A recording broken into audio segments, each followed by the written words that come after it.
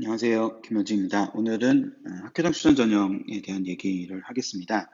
학교장 추천 전형은 2021학년도부터 조금 변화가 있는 전형이죠. 그래서 특히 2021학년도에 연세대가 진입을 하면서 학교장 추천 전형이 조금 더 뜨거워졌다? 이렇게 얘기할 수 있습니다. 그런데 학교장 추천 전형이 이처럼 이제 지금 보시면 서울대 상위 15개 대학을 기준으로 여기 서술이 표현이 되어 있는데 지금 서울대 상위 15개 대학은 모두 다 뽑습니다. 학교장 추천 전형을. 이 이유가 이제 2019년 11월 28일 날 공정화 대입 공정화 방안이라는 것이 나왔는데요. 그 공정화 방안에 의하면 16개 대학, 물론 이제 이 15개 대학은 아닙니다. 서울대 상위 15개 대학이 아니라 그 학종이랑 그 다음에 논술을 합쳐가지고 45%가 넘는 대학들이 있었어요. 그 45%가 넘는 대학들을 16개 대학을 이제 따로 뽑아가지고 그 16개 대학에 수능 위주 선발 전형의 비율을 늘려라. 그러면서 같이 이야기했던 것 중에 하나가 교과 전형을 늘려야 된다.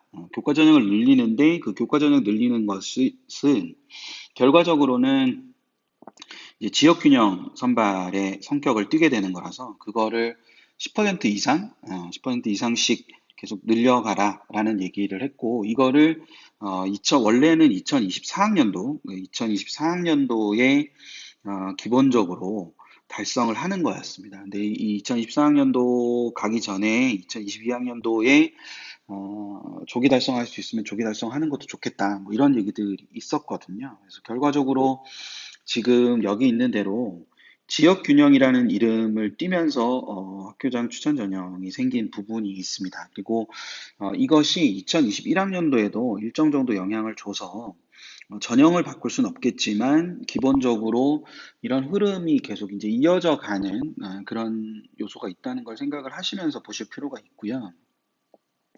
그랬을 때 이 6,086명이라는 인원이 여기 있죠. 예, 이게 2022학년도이고요.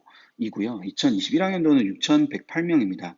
여기 인원은 이제 여기가 더 많죠. 그래서 22명이 주는 것처럼 보이는데 실제로는 없던 대학들이 이제 더 생겨난 대학들이 이렇게 있잖아요. 예, 그리고 여기에 지금 추천 가능 인원이 없는 대학들이 있어요. 추천 가능 대학 인원들이 없는 대학들은 모두 신설이라고 보시면 됩니다. 신설이라고 보시면 되는데 여기에 이제 뭐 외대나 시립대나 아니면 뭐 숙명여대나 홍익대 뭐 이런 한양대 이런 학교들은 교과를 폐지하면서 그 교과로 이제 이동한 대학들이에요. 이 대학들은 교과로 이동한 대학들이어서 제가 교과 전형의 인원들을 여기다 넣은 겁니다. 교과 전형의 인원들을 넣어서 증감을 나타내는 거기 때문에 실제로는 이거보다 조금 줄어드는 것처럼 보이죠. 근데 그게 핵심이 아니라 학교장 추천 전형의 가장 중요한 핵심은 여기 있습니다. 추천 가능 인원에 있고요. 그 추천 가능 인원이 고등학교별로 어떻게 되느냐라는 게 핵심 부분이거든요. 그러니까 2021을 가지고 잠깐 설명을 드리면 2021에서 연세대 추천 전형이 연세대 학추가 생겨나면서 생기는 변화는 기본적으로 서울대를 받고 그러니까 2020까지 서울대를 받고 그리고 고려대를 받는 걸로 바로 갔단 말이죠. 근데 이거를 2021에 오면 서울대를 받고 그 다음에 연세대와 고려대를 받는 형국이 되는 거예요. 그러면 이 연세대와 고려대를 받고 난 다음, 그러니까 여기서 이 다음에 원래 이제 중앙대랑 이대가 있었는데, 이화여대가 이렇게 있었는데, 여기 다음에 중앙대와 이화여대가 존재하다 보니, 그럼 결과적으로 중앙대와 이화여대를 받는 추천을 받는 학생들의 수준이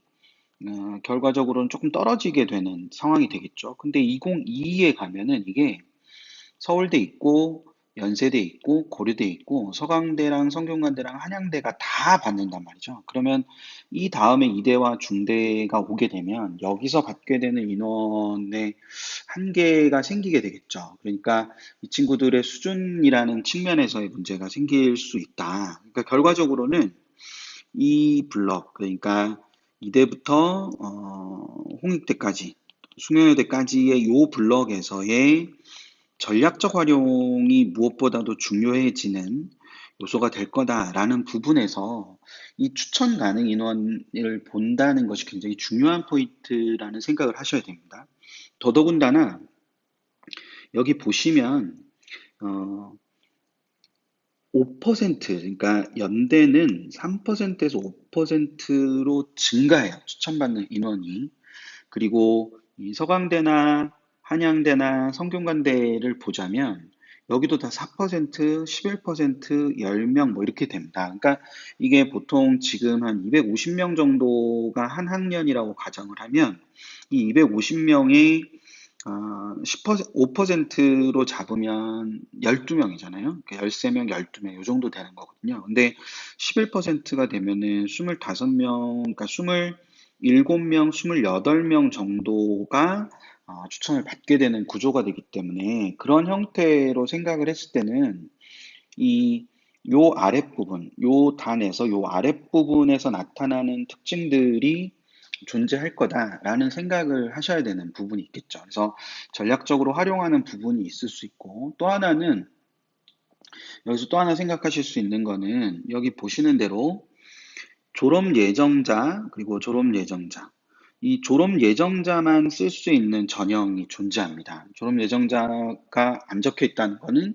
졸업생이 다 쓸 수 있다는 거예요. 그러니까 이 네 개 대학은 중앙대나 경희대, 그리고 서강대, 그리고 서울대는 졸업 예정자만 쓸 수 있다는 특징을 가질 수 있습니다. 반면에 여기 보시는 것처럼 재수생만 가능한 어, 학교도 있어요. 그러니까 한양대나 이화여대는 재수생까지만 되는 거고, 홍익대도 재수생까지만 되는 거고, 그 이후는 안 되는 겁니다. 특이하게 한국외대는 육수생까지 가능하다고 돼 있죠. 나머지는 졸업연도 제한이 없는 거예요.